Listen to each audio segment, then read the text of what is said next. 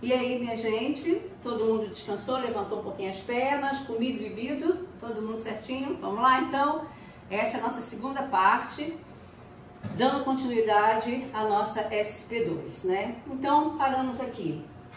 Durante a sua permanência na UTI, foi realizado cateterismo umbilical e após 48 horas iniciado dieta enteral por sonda.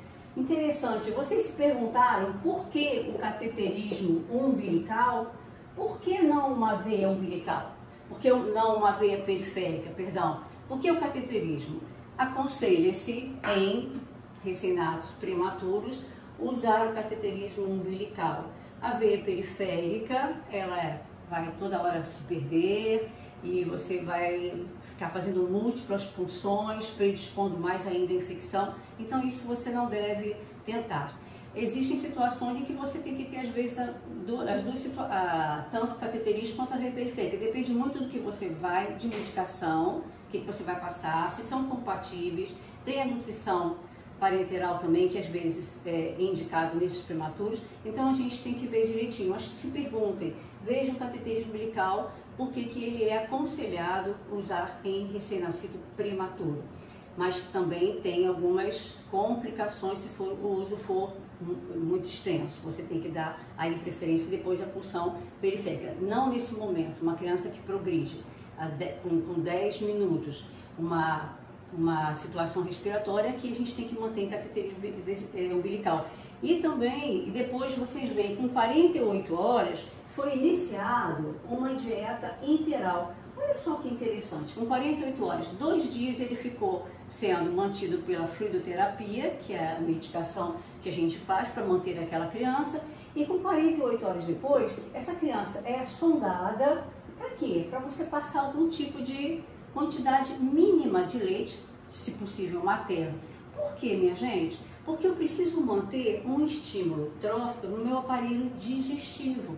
Eu passo uma quantidade pequena, faço a minha hidratação dessa criança é toda balanceada. O que eu vou dar de qual quantidade que eu vou colocar nessa veia, qual a quantidade que eu vou colocar nessa sonda. E isso é para quê? Você já pensou quando ele melhora essa parte respiratória dele? Que eu vou começar a alimentar, ele não faz essa digestão, ele começa a deixar resíduo, ele começa a apresentar uma dificuldade para essa digestão. Então, você vê que a gente coloca uma sondinha, está explicado aí, para uma dietazinha integral. Preciso disso para manter um estímulo trófico. As minhas enzimas digestivas começam a ser estimuladas com um pouquinho de leite que eu vá passar nessa sonda, para que essa criança não fique totalmente em jejum. Isso é uma coisa que a gente tem que entender e parar e perguntar, por que eu fiz isso? Por que é feito isso, tá? Bom, no 4º dia de vida, ele apresenta episódios de hipotermia, de hipoglicemia, faz uma distensão abdominal e desatura no oxigênio. Gente, continuando, foram realizados exames laboratoriais de investigação diagnóstica e logo após a coleta dos exames foi iniciado a antibiótico-terapia, que diz que 48 horas depois esse ensinado estava muito bem. O que ele apresentou aqui no 4º dia de vida?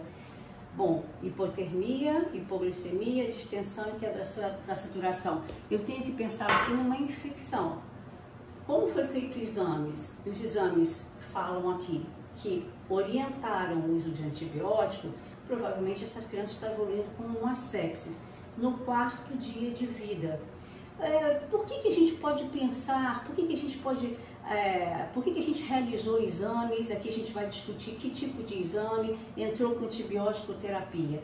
Porque qual a diferença que eu tenho quando a criança tem um distúrbio pulmonar só e quando ela tem, aqui está falando que ela desaturou, eu posso pensar numa infecção quando ela faz hipotermia, porque, vejam, no início nós vimos que ela tinha a síndrome do desconforto respiratório.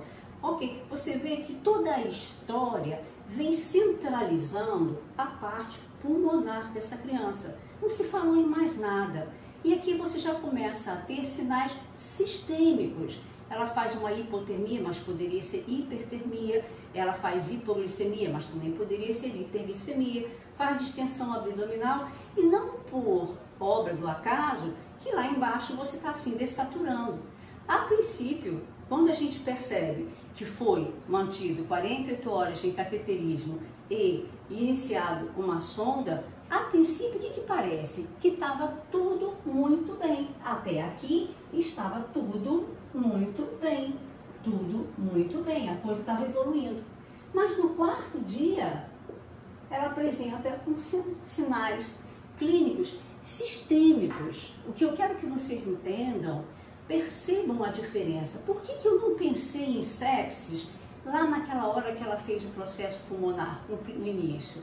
E por que eu estou pensando aqui? Provavelmente porque a história me diz que ele usou antibiótico terapia.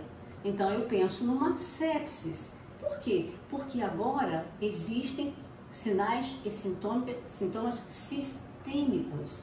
Não por obra do acaso, ela vem contando a história: hipotermia, hipoglicemia, distensão abdominal e por último a dessatura. Olha só, não há ser humano em que não haja essa interdependência entre os diversos sistemas. O recém-nascido e a criança em geral, existe essa interdependência muito grande. Às vezes a criança chega no consultório, chega no pronto-socorro, está vomitando, vômitos. Ela tem às vezes uma amidalite. E a queixa parece mais digestiva, mas é amidalite. A criança chega no pronto-socorro às vezes com dor abdominal, é uma pneumonia de base. Então, é interessante a gente perceber essa interdependência que existe entre os sistemas. Na pediatria isso é muito visível, isso não pode ser esquecido.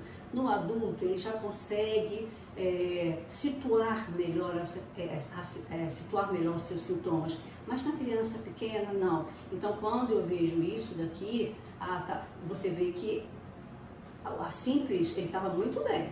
A princípio estava indo muito bem na parte pulmonar, mas de repente ele começa a desaturar. Então eu começo a pensar que isso é uma sepsis. Vamos lá, então você tem, para a sepsis, a gente tem a sepsis precoce, deixa eu baixar aqui um pouquinho, falando sobre a sepsis, vocês já devem ter tido esse diagnóstico, na tutoria deve ter saído isso, e você define sepsis precoce vezes sepsis tardia. Bom, as manifestações podem ser as mesmas? Podem ser as mesmas sim também. Eu posso ter uma sepsis, aqui é tardia, a gente vai ver por quê. Eu posso ter uma sepsis precoce com os mesmos sinais e sintomas, sim. O problema aqui é o tempo. Por que o tempo é importante? Porque o tempo, ele me norteia na etiologia. Quem está causando a sepsis precoce? Quem são os micro-organismos da sepsis tardia? E isso vai nortear o quê? O antibiótico. Qual é o antibiótico que eu vou usar aqui? Porque eu tenho que reconhecer a etiologia. E qual é o antibiótico que eu vou usar aqui na sepsis tardia? São completamente diferentes, tá? Na estatística que a gente tem. Então, nas sepsis precoces, o que a gente tem, né? Você tem assim, o que é aceito hoje em dia? A Academia Americana, deixa eu pegar aqui, a Academia Americana de Pediatria aceita a sepsis precoce quando a criança apresenta sinais e sintomas até 72 horas, tá? A Anvisa, no Brasil, aceita até 48 horas. E o CDC, há um tempo atrás, na literatura, pode ser que vocês vejam isso, colocava que a sepsis precoce se estendia até 7 dias. E de 7 dias até 28 dias seria a sepsis tardia. Então aqui, a Academia Americana de Pediatria recomenda 72 horas. De 72 horas até 28 dias seria então a sepsis tardia. A Anvisa, que é o que preconizado aqui no Brasil, vai de até 48 horas. Os sinais e sintomas que aparecerem dentro de 48 horas dá o diagnóstico de sepsis precoce. De 48 horas até 28 dias, o diagnóstico passa a ser de sepsis tardia. E aí a gente vai ver o seguinte, como eu falei para vocês, a importância é reconhecer. a sepsis precoce, sabendo qual é a etiologia, e aí você vai se cercar com os exames que vão te apresentar esses dados, e a antibiótico terapia difere da mesma processo com sinais e sintomas, que seria a sepsis tardia. Vai te apresentar sinais e sintomas, só que você já passou desse tempo, você vai ficar atento a antibiótico que você vai usar para você ter o melhor efeito. Nessa criança aqui, você tem sintomas muito claros de sepsis, porque ela está... A SP fala assim pra gente, né? Que depois disso realizou o exame e fez antibiótico terapia. Ela está me orientando, tá? Me sinalizando que isso foi uma infecção. Mas veja só, existem processos sépticos em criança que são sutis. Você passa a visita naquela criança e você olha assim, não tem muita coisa, não apresenta hipotermia nem hipertermia, a glicemia está normal. Você só sabe o seguinte: essa criança não vai bem. O que eu às vezes não consigo pontuar? É uma sensação mesmo que você vai acostumando com aquilo. Você fala, gente, essa criança aí não está bem. Vamos ficar de olho nisso daí, que pode evoluir. E aí que vem o grande X da questão. Quanto mais nós nos adiantarmos em tratamento, em coleta de exames e tratamento, menos problemas essa criança vai ter. Então, se eu penso, essa criança não tem nada disso aqui que foi colocado, mas eu examinei ontem, e de ontem para hoje, eu estou achando ela um pouco hipoativa, aquele sintoma que você está... É difícil, às vezes, de você ou outro ver. Essa sutileza é que faz a diferença, às vezes, do grande neonatologista. Ele percebe essa sutileza e ele se antecipa antes que o processo inflamatório, que é a sepsis, faz isso, esse processo inflamatório seja desencadeado de uma forma muito agressiva, tá? Isso é interessante. Então, existem sinais e sintomas aqui? Existem sim, mas pode não ter. Você tem essa criança não está bem, então eu posso chamar atenção. Muito bem. Sobre sexo, sexo não tem nada a ver, né, gente? Desculpa, mas é assim mesmo, né? Tem hora que a gente atrapalha um bocadinho, né? Mas vamos lá, né? Vamos lá, sexo precoce, vamos lá. Então, olha só, na sexo precoce, quais são os fatores de risco mais importantes? Eu vou citar para vocês. Mais importante, prematuridade. Ah, então quer dizer que o paciente de termo não tem sepsis. Quem disse? Claro que pode ter. Nós estamos nos antecipando. Fatores de risco, claro que pode ter. A criança a termo também pode evoluir com sepsis. Mas agora o fator de risco para a gente aqui está prevalecendo isso. A prematuridade, tá? A bolsa rota acima de 18 horas. O que acontece? A bolsa rota, já conversamos isso na primeira parte, é um invólucro.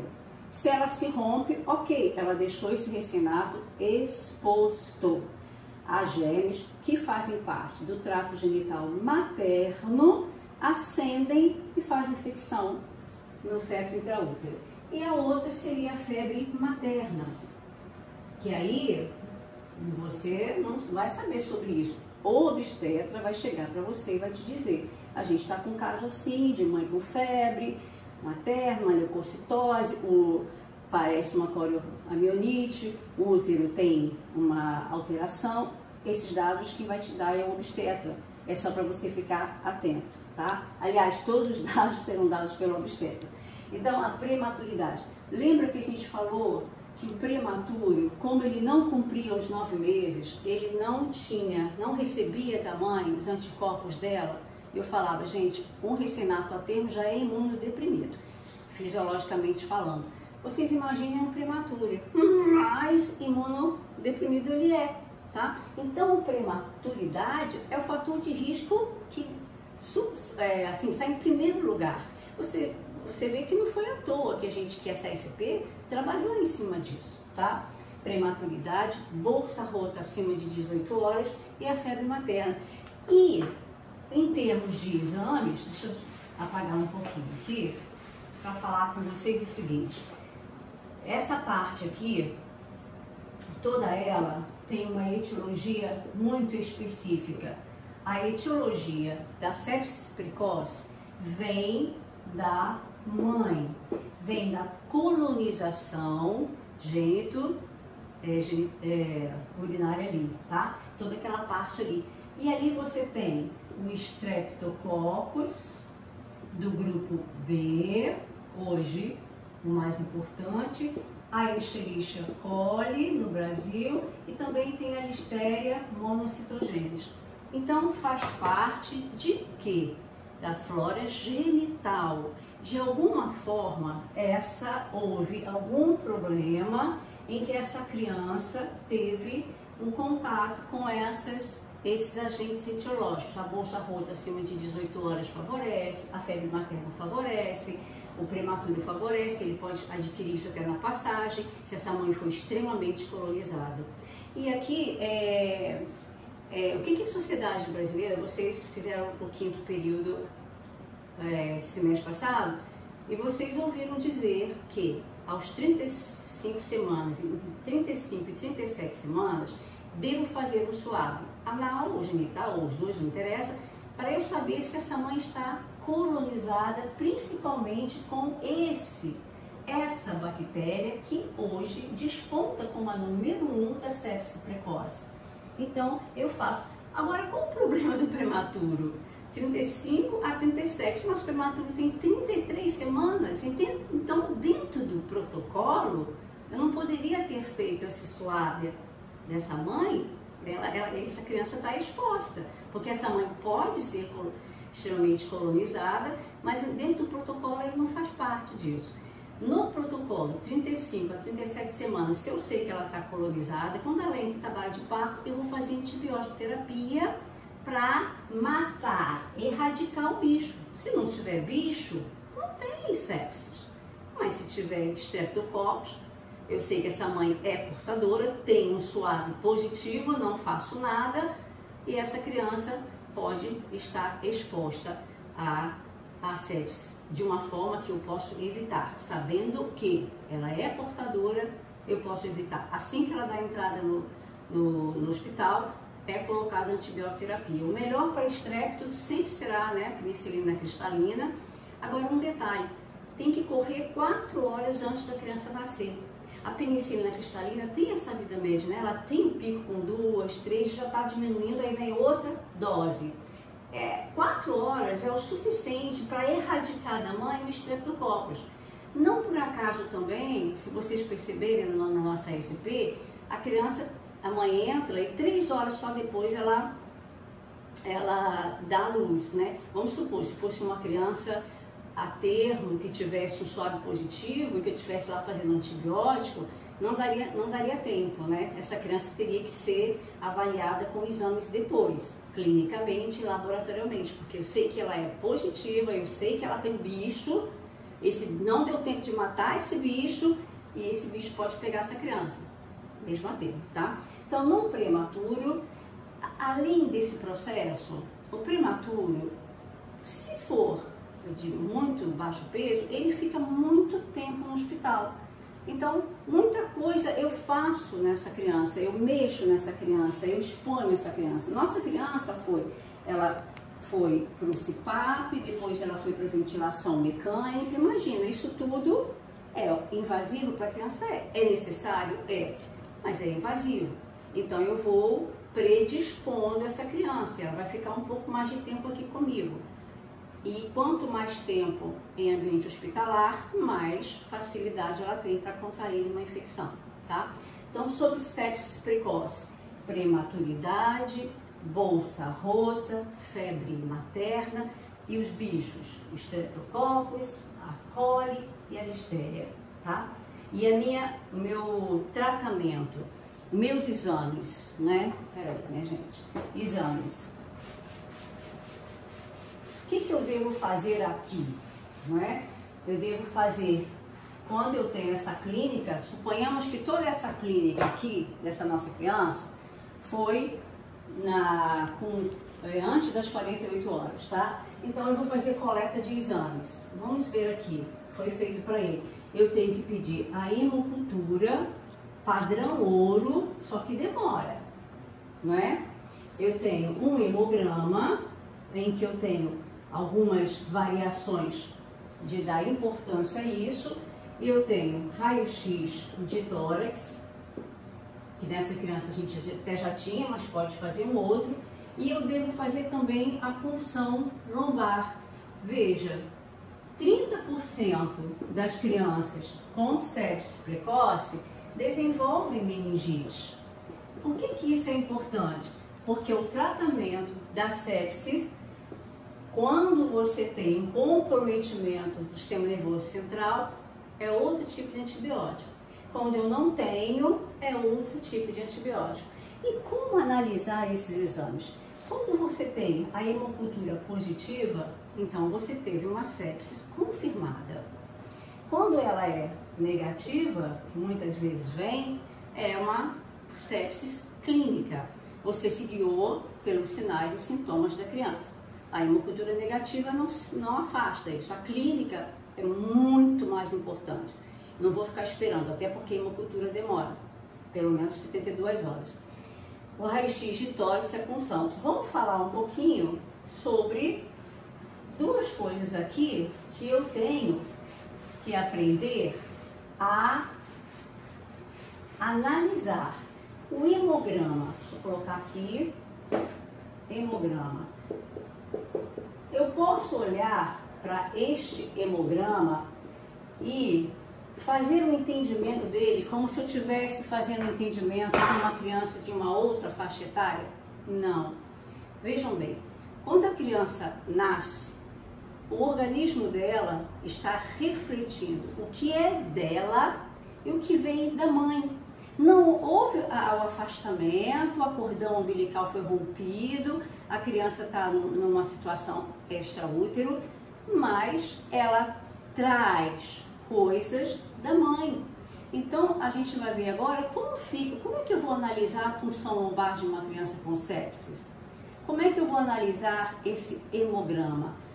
Diferente, porque ali expressa a soma, vamos dizer assim, seria melhor, a soma do que é dela e do que é da mãe, não é? Então, por isso que existem algumas particularidades para isso. Eu queria colocar para vocês, assim, né, sobre o hemograma, tá?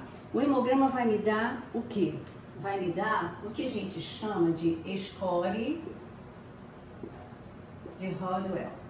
Olha, eu vou colocar um aqui, mas pode ser que vocês achem outras marcações. Deixa eu apagar um pouquinho aqui, que vocês vão entender. Por exemplo,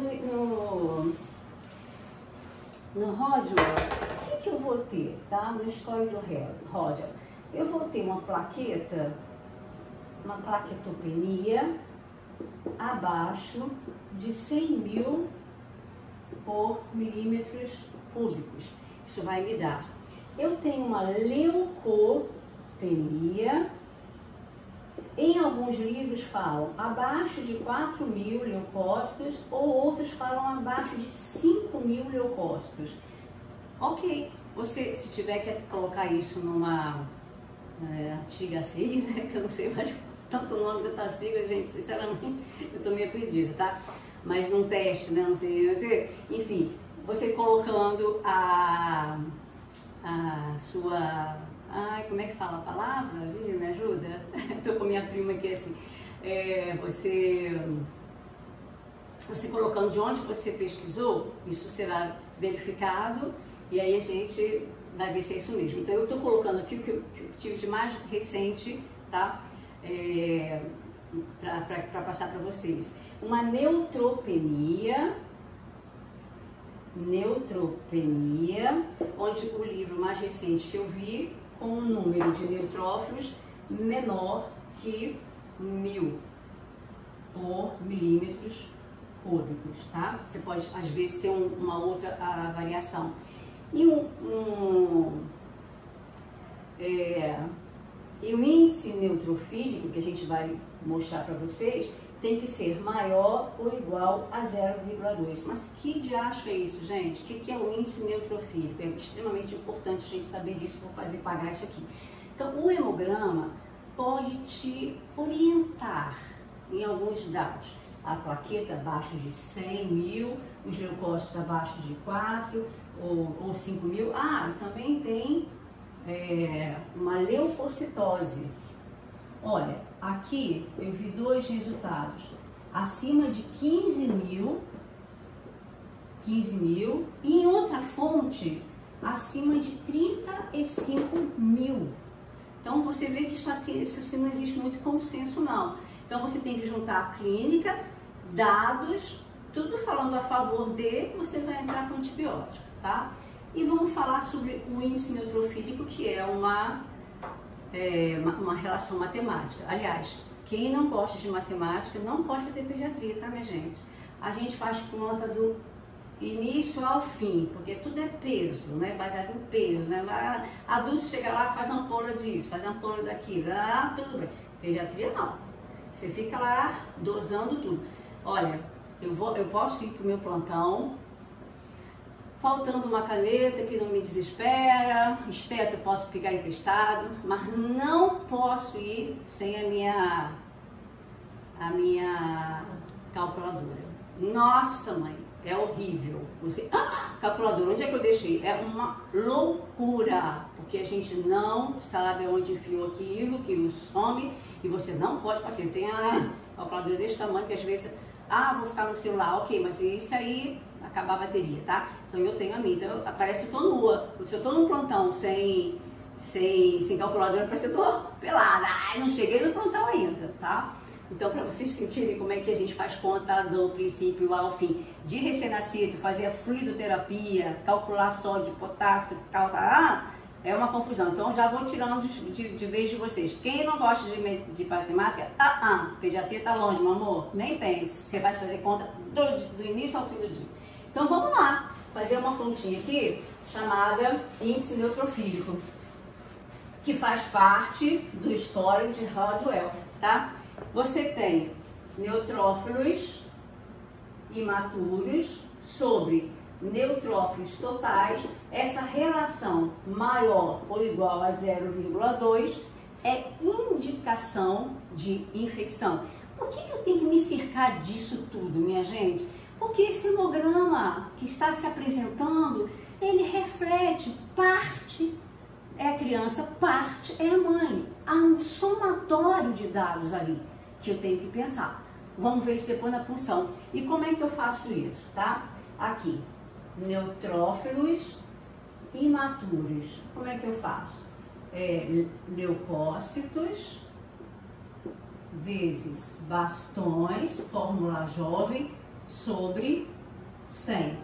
Neutrófilos totais, leucócitos vezes a soma de bastões mais segmentados dividido por 100. Então, calcule neutrófilos imaturos, leucócitos, vem lá, 25 mil vezes bastões dividido por 100. Jogo nessa fração. Neutrófilos totais, leucócitos vezes a soma dos neutrófilos, aquela primeira barreira que são os bastões, a fórmula jovem, e os segmentados dividido por 100. Depois coloco aqui. Essa relação tem que dar abaixo de 0,2. Se tiver acima ou igual a 0,2, indicação de que há uma infecção. Porque senão a gente fica olhando aquele hemograma e não sabe avaliar, tá? Na punção lombar, né? Minha gente, quando eu faço uma punção lombar para ver meningite, eu tenho dados daquele líquor que vão me nortear o tratamento, porque tem alterações ali. Ok, uma das coisas, vou falar só duas aqui importantes: a celularidade no líquor e a quantidade de proteínas. Difere da criança. De 0 até 28 dias é diferente. Alguém aqui saberia me dizer celularidade de uma criança acima de 1 mês? Não. Normal, até 5 células. por campo. Proteína de 20 a 40 miligramas, ok? Ah, é assim no feto? Não. Por quê? Porque o feto, ou não é assim no feto, já nasceu essa criança. É assim no recém-nato? Não, porque ali ela está expressando uma parte dela e uma parte da mãe. Então a celularidade na criança, no recém-nascido, até 28 dias, vai de 0 até 25. Isso é normal. Não seria em nenhuma outra faixa etária. Ah, eu tenho uma criança de 1 ano, de 2 anos, faço punção, tem 10 células. Opa, é para ter 5. Mas aqui 10 seria normal. Então eu tenho que ter acima de 25. Somatório, mãe, filho. A proteína normal, como eu falei, de 20 a 40 miligramas, ok. E aqui? Aqui acima de 150 miligramas. Aí sim, se numa outra faixa etária tem 100, é uma hiperproteinorraquia. Aqui, acima de 150. Então, se eu tiver esses dados, acima de 25 células e acima de 150 de proteína, eu tenho um processo alterado. Entende? Então, por quê? Porque ali reflete os dois organismos, tá? Muito bem. Bom, por que é importante saber disso? Por causa do tratamento.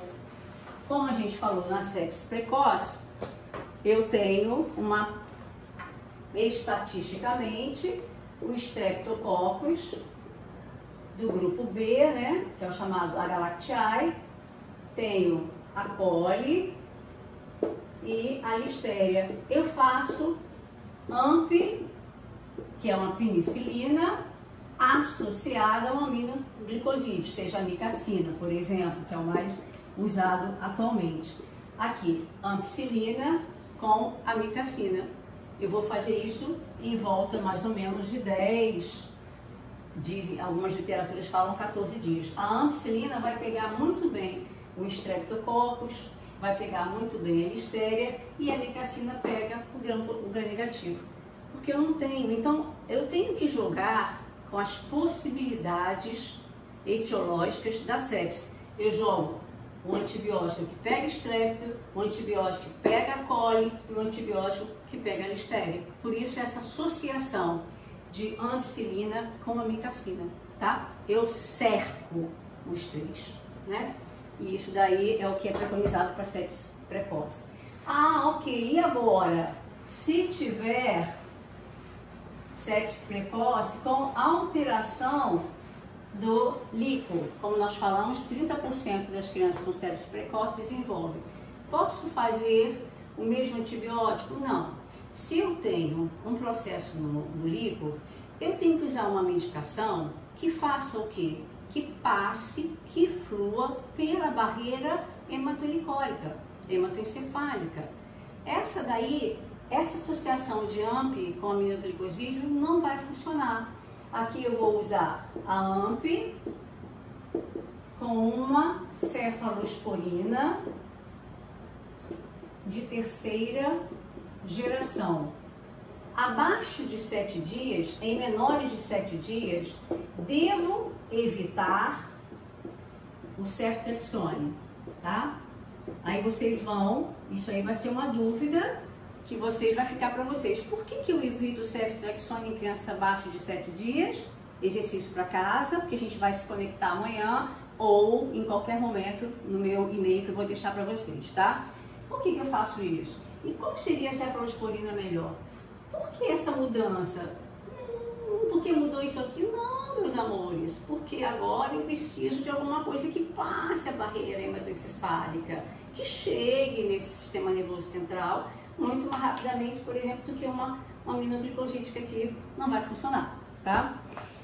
E agora a sepsis tardia, aquela que se faz segundo Anvisa, após 24 horas, após 48 horas, a Academia Americana de Pediatria, que manda no mundo, né? Só não manda aqui na gente, 72 horas, mas o conceito universal é aceitar 72 horas, mas aqui no Brasil a gente vai com 48 mesmo, né? Então, na sepse tardia, aí muda tudo, por quê? Muda o agente etiológico, tá? Então, eu reconheço que após 48 horas, segundo o protocolo brasileiro, não sei se mudou, tá? O protocolo brasileiro, isso realmente não vi se está aceitando já a indicação da Academia Americana de Pediatria, né? Não sei, mas aqui a etiologia muda. E não é difícil o raciocínio aqui. Veja bem, essa criança não se contaminou de alguma... Poderia ainda ser na sepse tardia o Streptococcus do B? Sim, poderia. Poderia também ser Escherichia coli? Também poderia, sim, claro que poderia. Também faz parte, mas aí eu já tenho 4 dias e aí eu penso, essa criança tem um catéter umbilical, não é? Essa criança estava evoluindo muito bem, então parece que alguma coisa adquirida e intra-hospitalar. E os germes mais comuns são os chamados estáfilos, né? Os estáfilos coagulase negativos, que são os mais importantes e muito ligados a catéter. O Staphylococcus epidermidis, o Staphylococcus aureus também é importante, por isso que muda a medicação. A medicação aqui passa a ser a oxacilina com um aminoglicosídeo para dar aquele up na oxa. Empurra a oxa, vamos embora. O aminoglicosídeo tem essa função aqui também. Pega, chuta essa oxa para frente. Tem que fazer girar essa roda, tá? Em alguns livros já começa com a vancomicina, porque em alguns lugares você já tem os estáfilos já resistente à oxacilina. Às vezes muda de um lugar para o outro, a gente vai ver porquê. Não posso me estender muito tempo nessa aula, também não fica um saco, né? Então, de preferência, a oxacilina com o aminoglicosídeo, tá? O tempo também de 10 a 14 dias. Ah, minha gente, voltando aqui na meningite, o tempo de uso é de 21 dias, tá? Quando você tem uma sepse precoce ou tardia, em que você tem uma coleta de líquor e diz que ali também tem um processo menístico fazendo parte daquele quadro, você tem que estender esse tratamento para 21 dias, porque você está lidando com o sistema nervoso central, células que são muito importantes, mas que são muito fáceis também de serem atingidas e isquemiadas, necrosadas, enfim, todo esse processo, tá? Deixa eu ver se falta mais alguma coisa. O que essa criança foi fazer depois disso? Peraí. Bom, depois ela foi, deixa eu achar aqui, ela teve alta hospitalar, e aqui fala o seguinte, né? Lembrando aqui, que durante o tempo que ela ficou, foram feitas vacinas e todos os exames. Aí fica também aqui para vocês um deverzinho de casa. Que vacinas é essa? Uma criança que nasce com 1,8 kg, as 2 vacinas, já estou dando a dica, podem ser feitas de imediato ou não. O peso pode interferir em alguma dessas vacinas? Só devo fazê-las quando as 2 ou uma depois de um certo peso? Dever de casa, eu quero isso amanhã na nossa conversa. Exames. Que outros exames, além daqueles que vocês conhecem, um prematuro, ele tem que fazer outros, como ultrassom transfontanela, porque ele faz hemorragia com facilidade. Eu tenho que fazer o BERA, lesa com muita facilidade o nervo auditivo, e eu tenho que fazer fundo de olho, porque são células ainda bastante rudimentares na sua evolução, passíveis de serem comprometidas por tudo aquilo que eu tenho que fazer para salvar a vida, né? Tudo tem ônus e bônus, e também aqui não muda não, tá? Então eu tenho que fazer todo esse exame. Quando ela sai de lá, diz aqui na SP que isso tudo foi feito. E aí dever de casa para a gente discutir amanhã. Por que eu faço BERA? Por que eu faço fundo de olho? Por que eu tenho que fazer a transfontanela? Vocês vão me dizer isso, vai ser super legal, tá? Mas não é só isso, né, minha gente? Eu acho que aqui já tá bom, mas eu também tenho que fazer mais perguntinhas, né? Questões para vocês, tá? Adoro, né? Adoro isso. Porque é aqui que a gente abre espaço para discussão, tá? Vamos lá? Vamos ver se vocês entendem aqui. Recém-nato, parto cesáreo, ok? Mãe com DEG, a doença hipertensiva específica da gravidez, tá? Criança recém-nascido com 31 semanas, foi parto cesáreo, o pré-natal foi sem intercorrências, exceto pela DEG. Pré-natal sem outras intercorrências, tá? Nasce de 31 semanas. Bom, primeira coisa, classifica essa criança. Ela é prematura, a termo ou pós? Então, primeira coisa, pré-natal completo, evolui com, botei aqui, sofrimento respiratório progressivo. Ok. Então, aí vocês vão me dizer, qual é o diagnóstico dessa criança? Daquilo que nós vimos, é uma síndrome de desconforto respiratório? É uma taquipneia transitória? É uma síndrome de aspiração meconial? É uma apneia idiopática do prematuro, que foram os 4 assuntos que a gente pôde ver, tem mais, mas tem que escolher também os mais importantes, tá? Eu quero que vocês, nesse bate-papo, além daquelas outras que eu formulei durante a nossa exposição, eu quero saber também de vocês, onde se encaixa essa criança? Ela evoluiu com sofrimento respiratório progressivo. Qual é o diagnóstico dessa criança? Que exames eu tenho que fazer? Como eu espero esses exames e como ela vai evoluir? Ok? Muito bom. Segundo probleminha, para não, gente. Vamos lá, não vamos ter tanto tempo em casa para ficar, eu já tô de saco cheio de ficar em casa, gente, não estou aguentando mais. Mas tem que ficar, né? Tem que ficar, mas não estou suportando. Deus me livre. É uma coisa de doido, né? Então vamos fazer exercício para passar o tempo, gente. Vamos lá. A outra é o seguinte. A apneia, aí eu falo sobre a apneia idiopática da prematuridade. Qual o tratamento, tá? Como eu reconheço, e esse tratamento se estende até quando? Como eu reconheço? Ou seja, como é que é a clínica da apneia? Aonde ela se dá? É no prematuro, é no termo, é no pós? Acontece a partir de que dia? A medicação, qual é o tratamento? Por quanto tempo eu tenho que fazer? Por que eu paro naquele determinado tempo? Vocês vão me responder isso, tá?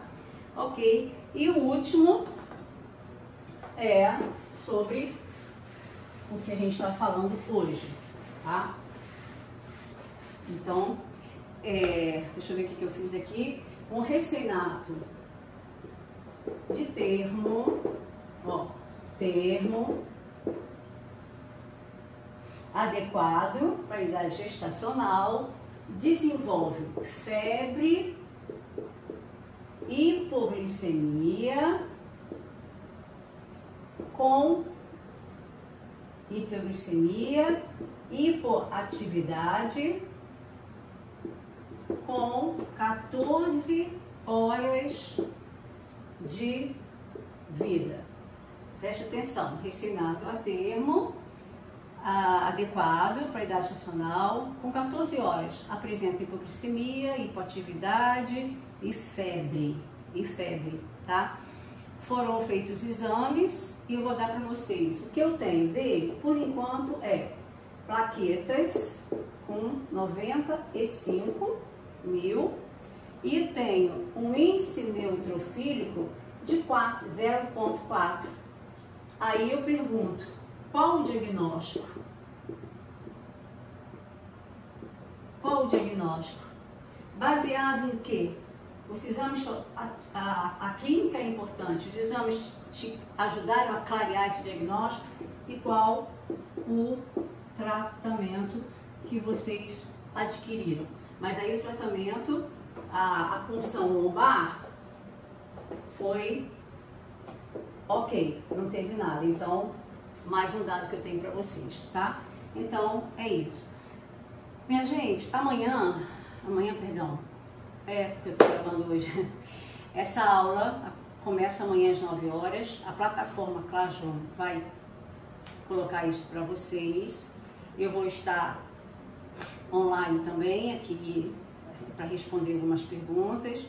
Eu vou falar também para vocês que esse vídeo está no YouTube, então se de repente alguém não pôde assistir às 9 horas, eu acho que vocês deveriam, porque a presença de vocês eu acho que vai ser meio que pela participação ali, tá? Então, mas querendo assistir outras vezes, vai no YouTube que vocês vão ter isso lá. Eu vou deixar o meu e-mail também, porque sábado e domingo a faculdade não funciona, se alguém tiver dúvida eu posso responder, né? E é assim, a gente agora nesse período está fazendo o que pode, né? Vocês também estão fazendo o que podem. É uma coisa que ninguém esperava, ninguém podia prever isso, nem o lado de cada faculdade, nem o lado daí de vocês. Então eu acho que a gente tem que trabalhar para fazer o melhor. Então eu me coloco à disposição mesmo sábado e domingo para responder os e-mails sem problemas. Vou deixar o meu e-mail aqui, digo para vocês que está no YouTube e que é muito importante, tá? Ok, vou apagar aqui. No YouTube tá como Rosalda Moura. Gente, uma coisa interessante, sabia? Eu até hoje eu nunca conheci ao vivo uma pessoa chamada Rosalda. Nunca vi, gente. Já vi Rosalba, Rosália, mas Rosalda não. No YouTube eu achei, que bom, né? Então o meu nome lá tá assim, Rosalda Moura, que tem outras Rosaldas. Vou explicar um pouquinho só pra gente rir um bocadinho, né? A minha família é muito criativa, gente, você não tem noção. Então eu tinha uma avó chamada Rosa, uma outra chamada Alda. Vamos homenagear as duas avós, que ótimo, e virou Rosalda. Eu me sinto super privilegiada de ter o nome de duas avós, carregar toda essa ancestralidade, pelo menos no nome, né? No nome eu tenho isso, Rosa e Alda. Oi, juntou, ficou Rosalda. Não sei os outros, mas a minha situação foi essa, porque minha família é muito criativa, gente, você não tem noção. Graças a Deus que parou por aí, os outros nomes são mais normais, tá? Mas tudo bem. Mas eu me sinto privilegiada porque a ancestralidade está aqui no meu nome, né? Não é qualquer um, não. E o meu e-mail, tá? Rosalda Moura @gmail.com. Gente, afora as brincadeiras, agradeço a atenção de vocês. Tá aqui, como que a gente pode se encontrar. Amanhã eu estarei juntos, mas de repente algumas pessoas não podem. Agradeço muito a vocês e assim, gostaria de estar presente? Sim, muito melhor, a gente interage muito melhor, tá? Mas não pode, é assim que a gente vai fazer, né? Então eu agradeço, eu quero fazer um agradecimento especial aqui à minha prima, que tá aqui do meu lado, que foi assim uma inspiradora, uma norteadora de como a gente pode fazer isso da melhor forma possível. Eu agradeço a Vivian, um beijo enorme, porque ela está me ajudando bastante nisso. A gente lida com um pouco, poderia lidar com isso de uma forma, mas foi tudo muito rápido e eu tive que pedir a ajuda dela e ela está vindo aqui em casa para a gente poder fazer isso. Então eu agradeço a Vivian mesmo de coração, mesmo, senão isso não seria feito assim, tá? Gente, para vocês, um beijo no coração e até nosso encontro. Ah, peraí, sexta-feira que vem é feriado, mas na outra sexta nós vamos estar conversando sobre a SP3, que vocês já fizeram a abertura e sexta-feira é o meio termo lá, né? Tá bom. Estaremos aí. Um beijo, meus amores. Entrem em contato se precisarem, tá? Tchau, tchau.